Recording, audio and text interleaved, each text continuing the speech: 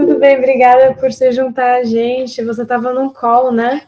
Isso, a gente estava num call com o presidente da casa que a gente estava fechando quais serão as próximas medidas da Câmara. A gente está construindo um projeto de lei de autoria de todos os vereadores, que provavelmente vai ter, depois dessa conversa, a primeira votação na quarta-feira. Uhum. Como é que vocês estão fazendo agora em época de coronavírus? Vocês estão votando pelo Zoom? É isso? Não, a gente teve a iniciativa de ser a primeira Câmara Municipal a ter plenário virtual. Uhum. Então, a gente, de uma certa forma, já tinha toda a infraestrutura para fazer as votações virtuais. Uhum. Só que antes a gente fazia a votação virtual só daqueles projetos que não tinham tanta relevância pública, como nome de rua, data comemorativa, que ao invés de levar para o plenário e fazer a discussão, votava ali mesmo, entendeu? Uhum. No plenário virtual e não toma o tempo de assuntos que são relevantes para que se tenha tempo e condições de debater com mais qualidade as matérias que realmente são importantes. Uhum. Legal. Agora, gente, só dando um lembrete aqui, quem quiser fazer uma pergunta, é só ligar o microfone. Quem não quiser falar, só manda a pergunta no chat e, e eu falo a pergunta para a Jana. Jana, eu queria começar queria que você contasse, assim, como é que é. Agora tá tudo diferente por causa do coronavírus, né? Mas eu queria Claro, saber um pouquinho do seu dia a tá dia. muito diferente.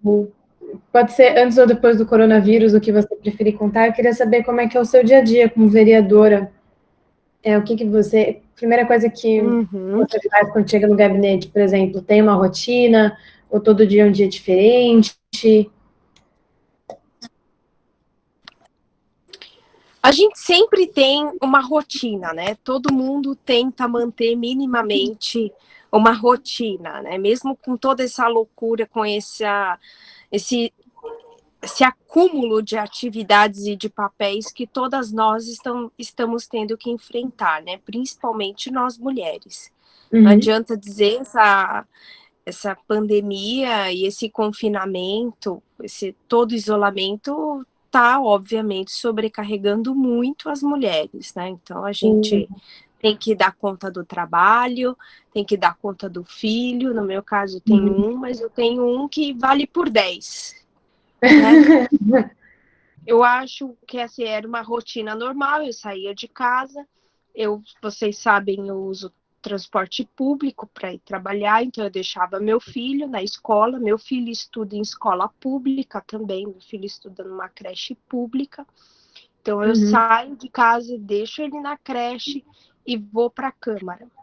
E aí eu não tenho hora para voltar para casa. Normalmente eu saio de casa às 8 da manhã, e volto lá para as 10, 11 da noite, meia-noite. Geralmente entre esse horário. Raríssimos dias, eu acho que assim, eu posso contar se teve 10 dias que eu consegui chegar antes das 9 em casa. Eu acho que foram muitos dias. Uhum. Então, mas por incrível que pareça, a pandemia, o volume de trabalho aumentou bastante. Porque Uhum. aí você acaba que, de uma certa forma, você tinha os deslocamentos, você tinha um intervalo entre uma reunião e outra, e não existe mais isso, né? Então, há uma sobreposição de agenda e de agendas e de funções também, né? Tanto que saiu até uma pesquisa da estafa que todos os profissionais estavam sofrendo Uhum. dentro dessa pandemia. Eu não sei se eu consegui responder o que você. Eu tentei passar assim uma visão mais genérica, mais de um dia a Uhum. dia, tentando trazer um pouco para a normalidade do que Uhum. eu vivo, né? Tentando mostrar que minha vida de vereadora não mudou, continuo sendo uma cidadã comum, uma pessoa que está tentando construir uma vida que não é, eu acho que é isso, né? A gente se acostumou, né, a entender que o político era aquele ser, né, aquela autoridade, aquela pessoa distante, aquela pessoa que tem uma vida muito diferente da do cidadão comum.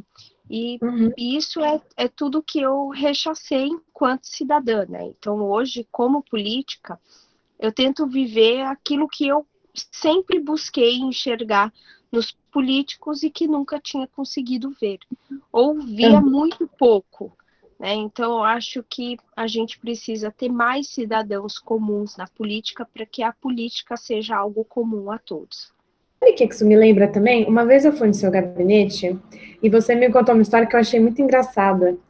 Que o seu filhinho te ajudou a você conseguir o gabinete que você está agora. É verdade. Essa história é muito boa.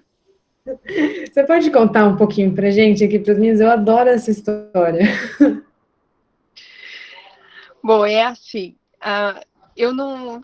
Todos os mandatários eleitos, a gente estava ainda em 2016, tinha acabado de acontecer a eleição, então estava nesse ato, né, dos novos eleitos e os que estavam concluindo o mandato. E todos os novos eleitos, né, ou seja, os que foram eleitos e não estavam no exercício do mandato, ou seja, não foram reeleitos, tiveram a sua primeira eleição, todo mundo que eu conversava já tinham conseguido um gabinete. Uhum. E o nosso não saía. E aí teve um. Eu conversava com o presidente da casa, eu não conseguia êxito. E aí um dia eu estava com meu filhinho, porque eu disse, olha, eu preciso que, no mínimo, o gabinete me ofereça condições. Eu sei que tem alguns gabinetes que tem banheiro dentro. Seria importante, porque eu tenho um bebê e para eu conseguir trocá-lo, para eu criar um ambiente que eu pudesse manter essa privacidade para eu conseguir cuidar do meu filho. Uhum. E era como, sabe, eu estivesse falando com a parede. Aí teve um dia que eu desci com o João Pedro e falei assim, e agora? Onde eu troco ele? O que eu faço com ele? E aí comecei a juntar vários, olha aqui meu filho, eu não tenho onde trocar, não sei o quê. E aí aquele rebu, em meia hora apareceu um gabinete com um banheiro privativo, com sala para vereador, com condição, enfim. E diga-se de passagem, quem ainda não teve a oportunidade de conhecer, é a vista mais bonita da Câmara Municipal. O gabinete é o mais legal. É muito legal lá. Eu posso fazer mais uma pergunta da Maria Andrade, desculpa. Nossa, Claro. Maria, eu falei Mária, qual é o problema? Mas, ela fez uma pergunta mais técnica, mas que eu também achei bem legal. Uhum. Como você vê as dispensas de procedimentos para aquisição de bens e serviços durante o período de pandemia? Será feita auditoria de todas as compras? E como o Poder Legislativo vai atuar nessa situação? Eu acho que, assim, infelizmente, sem esses controles, num projeto de lei do Executivo último que foi votado na Câmara, eles conseguiram revogar uma das grandes conquistas, que é a Controladoria Geral do Município, que é essa isonomia no processo, na condução do processo administrativo interno. E agora eles estão tentando criar um órgão colegiado, isso foi para o judiciário, já foi barrado, e uma coisa que foi aprovada em lei na Câmara Municipal foi vetada pelo judiciário. E é o que eu sempre trago para os meus colegas, não adianta pensar absurdos e achar que as nossas outras instituições não funcionam, porque felizmente elas funcionam. Uhum. Então, eu acho que o Poder Legislativo, nesse momento, tem um papel fundamental ainda maior, né? Porque além de pensar legislações que dialoguem com o futuro, né? Porque o poder legislativo ele tem esse papel de pensar, de construir, de dialogar, de planejar, né? E o executivo fica um pouco naquela loucura de atender a demanda do dia a dia do cidadão. E o judiciário se você não cumpre a lei, eu faço você cumprir a lei se me chega algum pedido por de alguém que vem se socorrer do direito que não está sendo atendido. Então, esse basicamente é o papel desses três poderes. E o legislativo, em época de pandemia, em que não se tem processo licitatório, em que você não se sabe muito bem a forma, esses gastos emergenciais, hoje mesmo, saiu no Diário Oficial várias despesas daquele hospital de emergência do AMB que foi construído. Não sei se vocês estão acompanhando. Então, Sim. assim, se eu não me engano, saiu cerca de 3 a 4 milhões de reais em diferentes contratos, um de máscara com mais de 2 milhões, depois uma outra aquisição, se eu não me engano, de 300 mil reais para aquisição de álcool em gel, e tem mais uma aquisição que eu não estou lembrando que eu li. Todas essas, o que eu solicitei? Na hora oficiei a Secretaria de Saúde do município, pedindo, né, o acompanhamento, a justificativa e o porquê desses gastos. Então, Sim. é o que a gente, nesse momento, tem que fazer com todas as forças para impedir e inviabilizar qualquer desvio de recurso público. Perfeito. Acho ótimo. Ana, alguns governadores já se posicionaram de não voltar às aulas esse semestre. Qual a sua posição?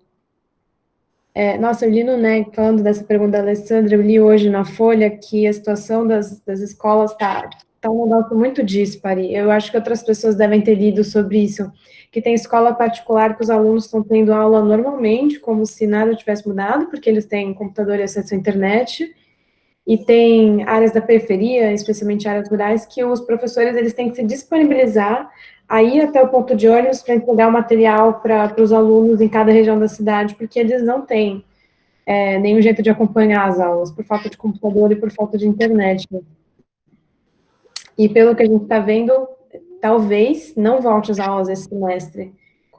Você tem uma opinião sobre isso? Olha, é isso. Eu sou muito a favor a usar plataformas digitais, o EAD, para ser um complemento de aula, mas ao mesmo tempo a gente sabe que isso não alcança todos, como você, Má, trouxe muito bem. Agora, a gente falar, olha, vamos cancelar o semestre letivo, sei, porque não vai cancelar nenhum gasto público, não é verdade? Então, Todo mundo vamos então parar de pagar todo mundo. Aí todo mundo vai reclamar. E por que a gente tem que aceitar prejudicar os nossos alunos sem tentar uma alternativa? Eu acho que a gente precisa se debruçar em cima desse problema. Eu gosto muito de uma frase de um jornalista inglês, que ele tem uma seguinte frase, eu não estou lembrando o nome dele, mas que ele fala que todo problema complexo tem uma solução simples, elegante e totalmente errada, né? Então, assim, é muito simples você virar e falar não vai ter aula ou vai ter aula. Não, a gente precisa entender a complexidade das consequências das duas afirmações. E é para isso que o Estado, né, tem todas essas pessoas, inclusive um secretário, um prefeito eleito, tudo isso para que tenha compromisso de solucionar, né, se debruçar no tempo correto, com a densidade que o caso exige, para ter uma solução. Só assim, eu acho que eu não consigo, assim, infelizmente, eu gostaria de ter uma resposta concreta, mas não é tão simples, né? Porque como que você vai levar a aula para as zonas rurais? Você vai ali para Marcilac, que você entende a complexidade. Então, esses dias mesmo eu tô mobilizando o apoio e a ajuda, a gente fez do Embaixadores do Bem, que conecta quem pode ajudar com quem precisa de ajuda. E óbvio, né, Parelheiros ali, Marcilac, que é o pior IDH de São Paulo. E sendo uma cidade, uma parte da cidade muito bonita, né, que tem uma parte que é de zona rural.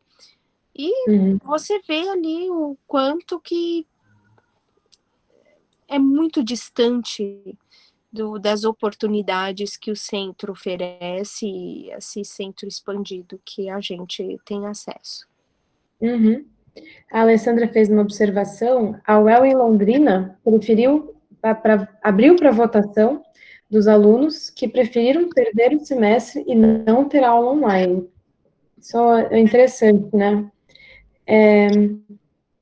Eu queria só fazer uma última pergunta. Eu acho a gente tem 15 minutos, ainda dá para falar bastante, né? Eu queria saber, quando você se candidatou, você tinha alguma ideia de como ia ser vereadora, como ia ser o trabalho, como as pessoas vão te tratar?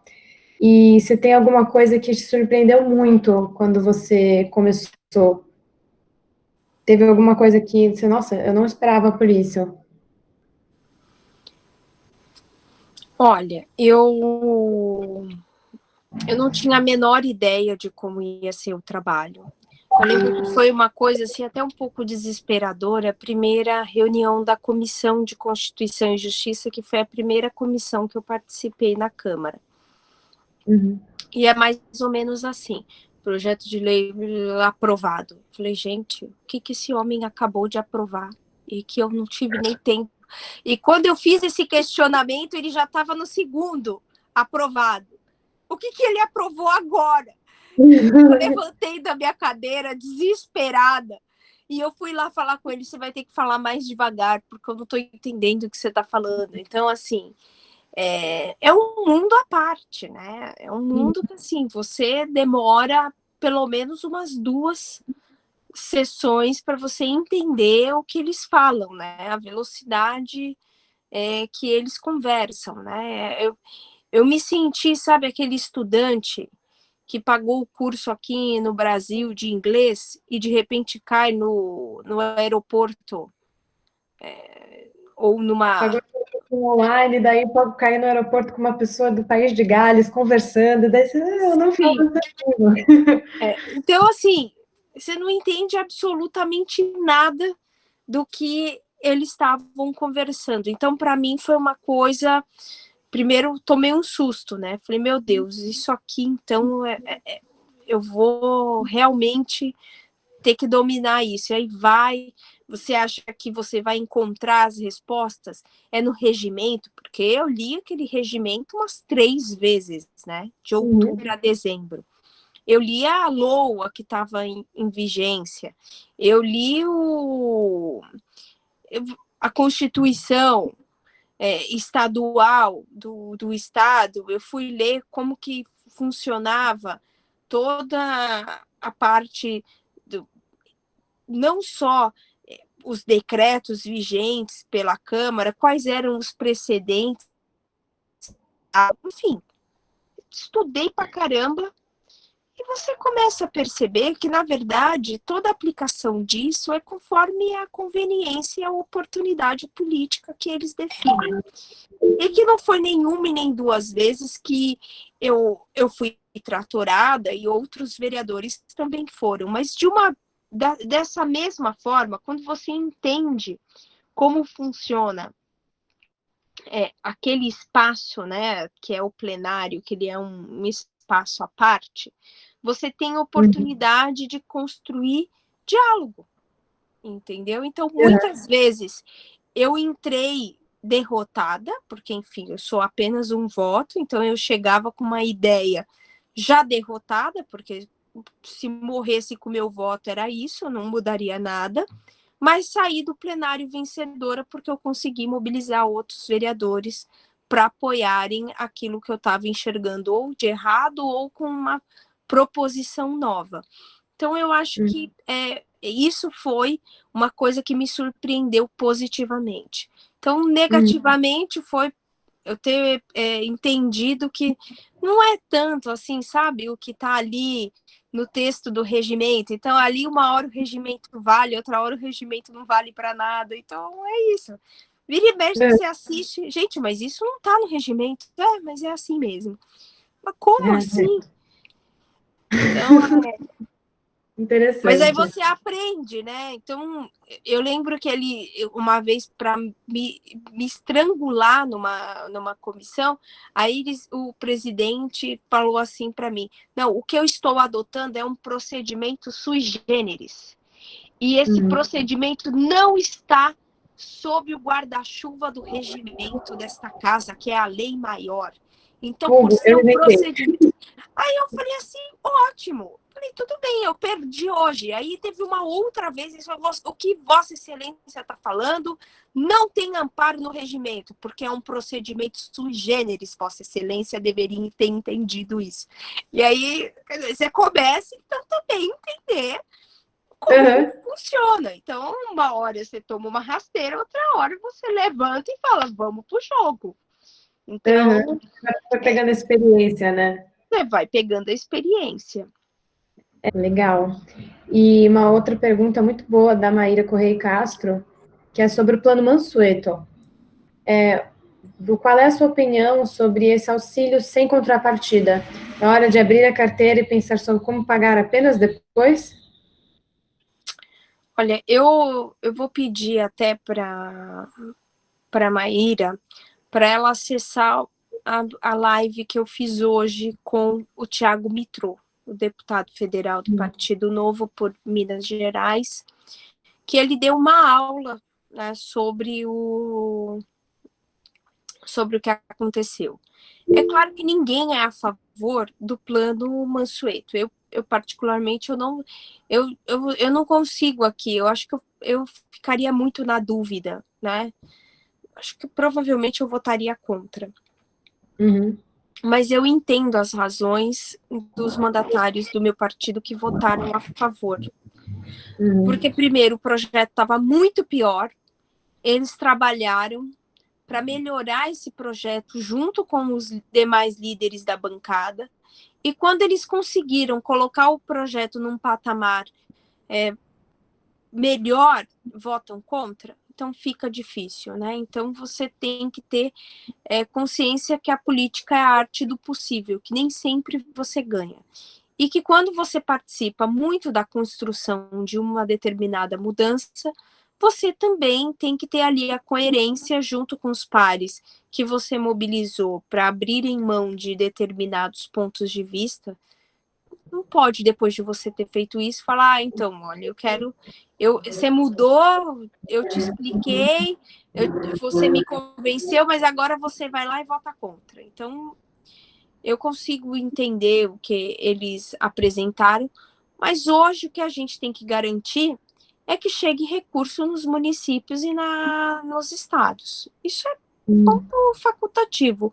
O que a gente não pode acusar é de omissão. Agora, como vai ser isso? Em que termos vai ser isso? Como que a gente pode construir? Porque tem a regulamentação da lei, tá? Nem tudo é só a lei, né? Tem ali o que eles definem, mas o decreto que regulamenta as leis, eles têm também uma força que pode criar uma série de procedimentos para, de uma certa forma, pelo menos gerar algum controle de transparência. Eu acho que sim, tá? Obviamente que a lei, quanto mais clara e cristalina for dessas contrapartidas, que parece que não virão e não serão aprovadas, eu não sei se o Senado já passou a lei, eu acho que não, né? Está em discussão lá no Senado ainda, não é isso? Não sei, vou ver. Eu acho que só passou na Câmara de Deputados e foi para o Senado. O Estado, assim, é um absurdo isso que está acontecendo, a gente não concorda.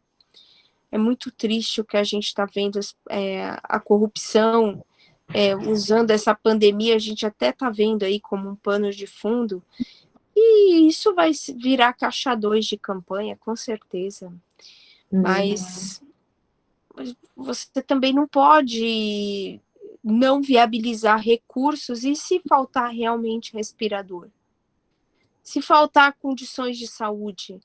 Então, assim, é a escolha de Sofia, né, Marina?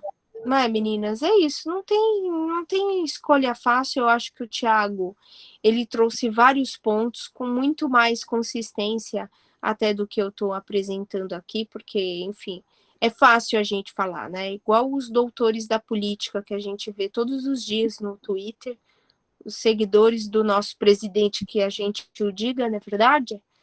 Todo mundo Então, faz doutorado em ciência política na Universidade de Londres, no Twitter, né? Tipo, todo mundo manja tudo.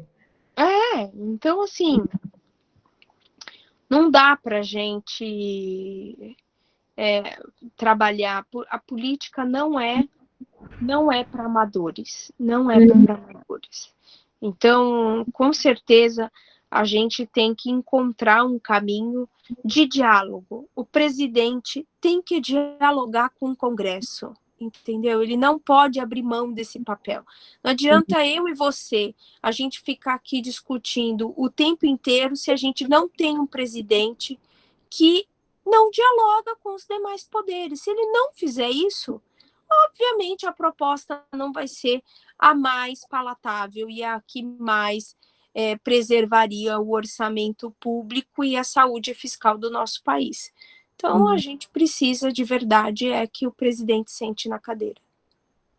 É isso, então eu acho que é um bom horário para a gente terminar, que dá 21 e 19. Opa, acho que ela saiu sem querer. Bom, gente, mas foi isso. A live. Eu espero que vocês tenham gostado. Se vocês tiverem alguma crítica construtiva, tiverem algo a falar sobre o assunto, o horário, o sistema que a gente usou, podem mandar mensagem no grupo do Lola ou até diretamente para mim. Eu espero que vocês tenham gostado. E eu espero que vocês tenham uma ótima segunda-feira. A gente começou com chave de ouro, né? E é isso. Eu acho que a Jana saiu sem querer. Ou a internet dela caiu. Eu também tirei um print da reunião para a gente mandar para a nossa sede, só que eu queria uma da Jana sorrindo. Não consegui. Mas é isso, gente. Eu vou mandar uma mensagem para ela, agradecendo e me despedindo direitinho, e vamos encerrar por aqui. Deixar vocês irem jantar, irem ver Netflix, essas coisas. Beijão, gente.